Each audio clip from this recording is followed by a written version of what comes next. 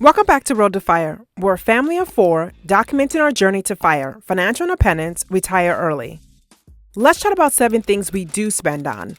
I will share details of each item, why we spend on these specific items, and how we budget for them each month with all real numbers like always, so please hang with me.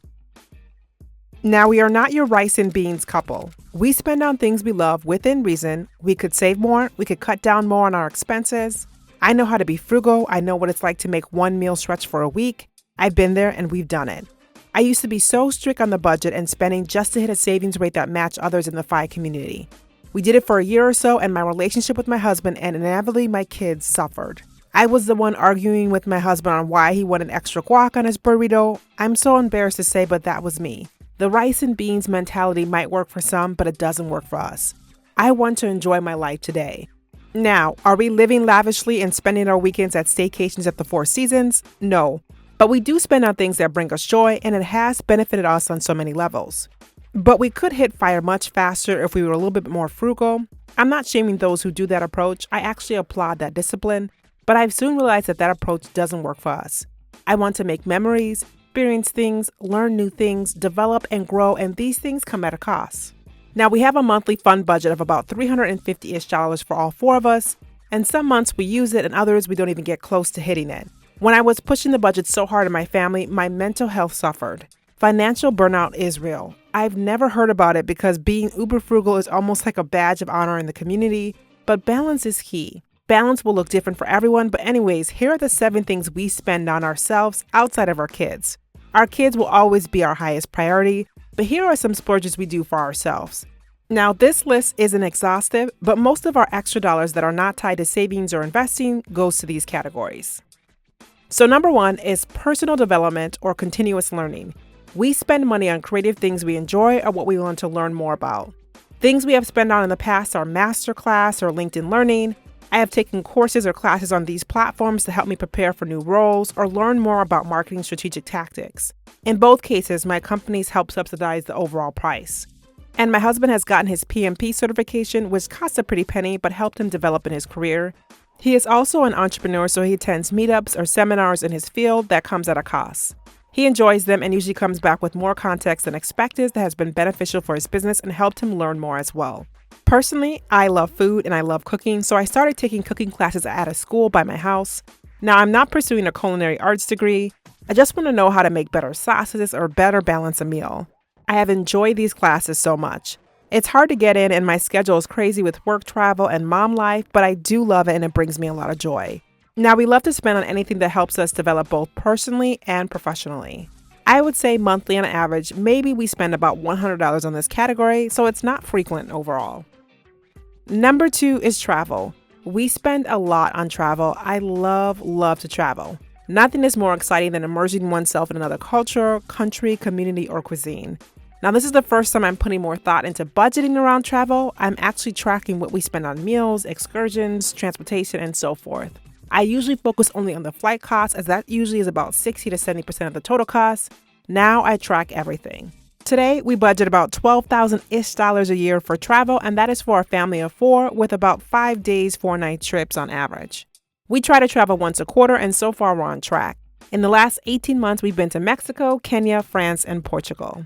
Now, I remember the pre-COVID days when flights were much more affordable, but now that we have 4 full plane flights to buy, it's been harder to find the right deals. So we've opted to have one of our trips be a road trip to help with the costs and to see additional national parks. We just got back from the Redwoods and it was an amazing trip. Now, as a kid, I never went on family vacations. In fact, I've never been on a plane, train, or even a long-haul bus ride with my parents or most of my siblings.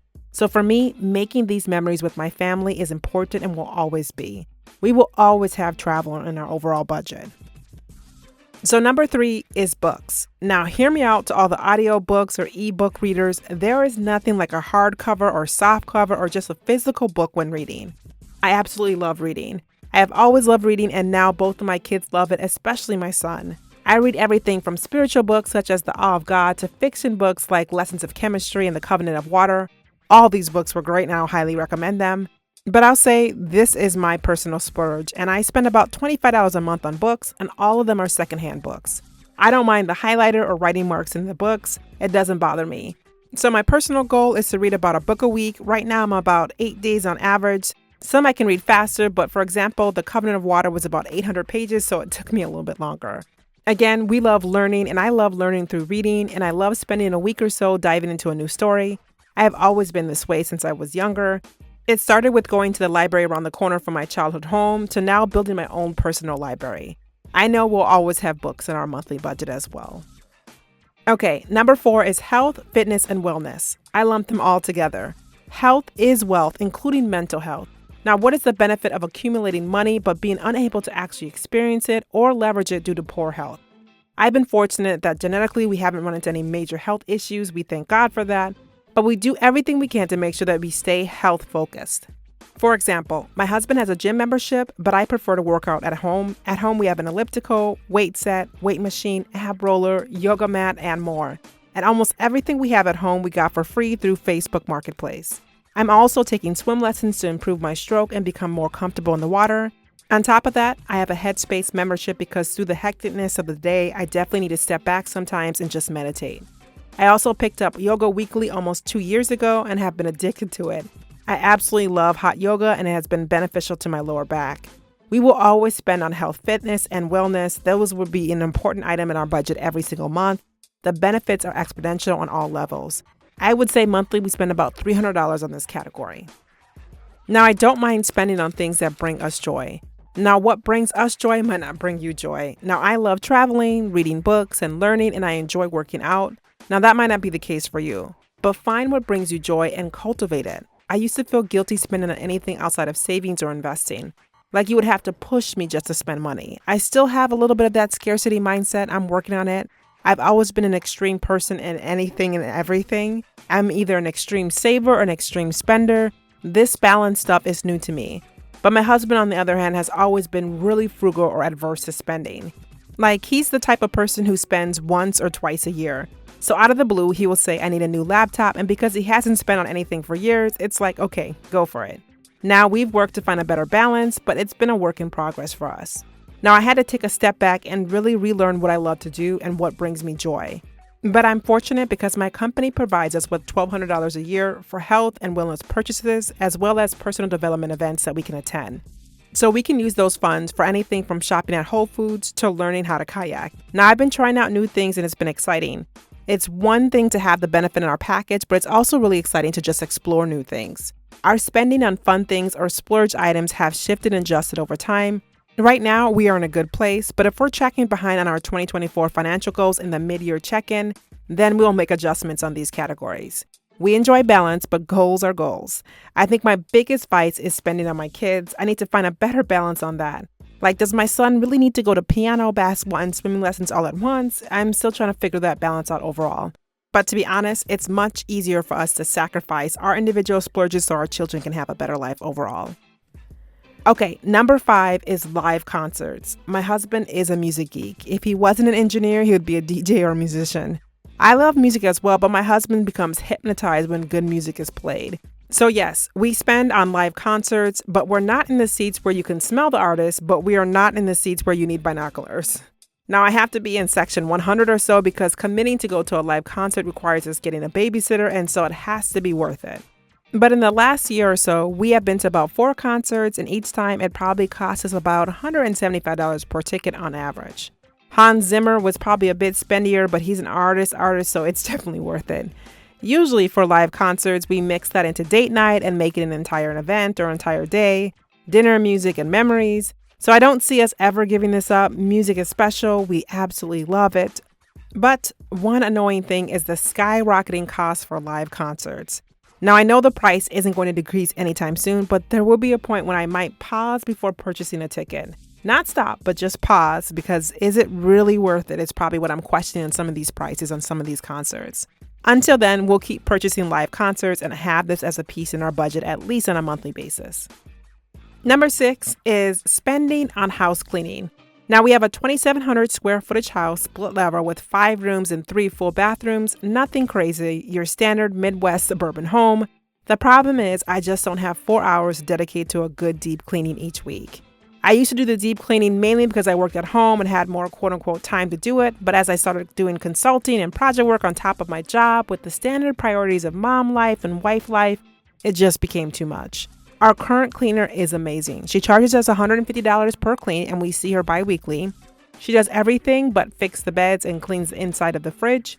It took us weeks to find someone who was good and thorough and priced reasonably and reliable. Now I'm so happy we found her. She saves me so much time and brings a sense of peace to our household because a clean household means a clean mindset for me. We see her every other week, and the week she isn't here, I manage the chaos personally. Now, don't get me wrong, my family is really clean. I'm just a bit anal when it comes to cleanliness. It's genetics because my mom didn't allow a speck of dirt in our house as a child.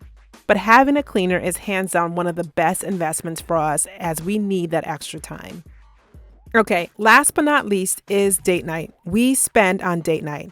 We've been together for almost 17 years and married for 12 years with 2 kids. And if you want to keep the flame alive, you got to keep dating each other. Now, this was not always a priority for us. Setting time aside to date each other is new, like in the last year or so, or maybe the last 18 months.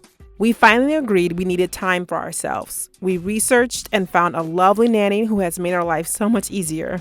We see her almost every 2 to 3 weeks for about 3 hours max because I'm still a recovering helicopter parent, but she is amazing with our kids. We then use that time to watch a movie, go bowling, see a play, go rock climbing, or do any other activities we can do without kids. We usually end up at a fancy restaurant, and I'm talking about restaurants that do not have a kids menu, like adult-only foods that kids don't enjoy, like ramen or sushi.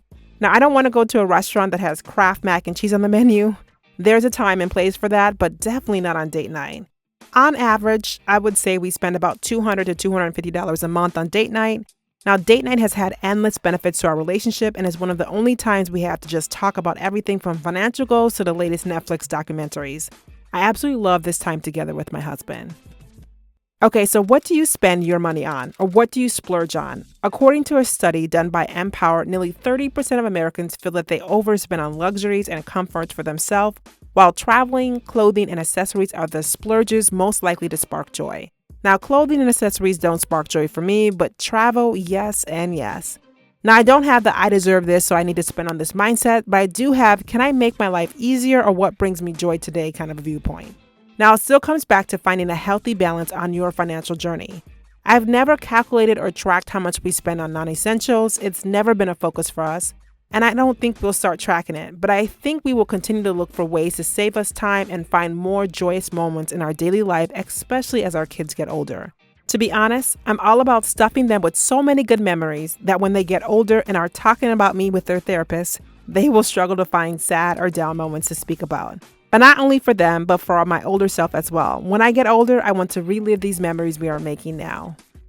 Now, if you made it this far, thank you so much for watching. But don't forget to like, comment, and subscribe below. Until next time.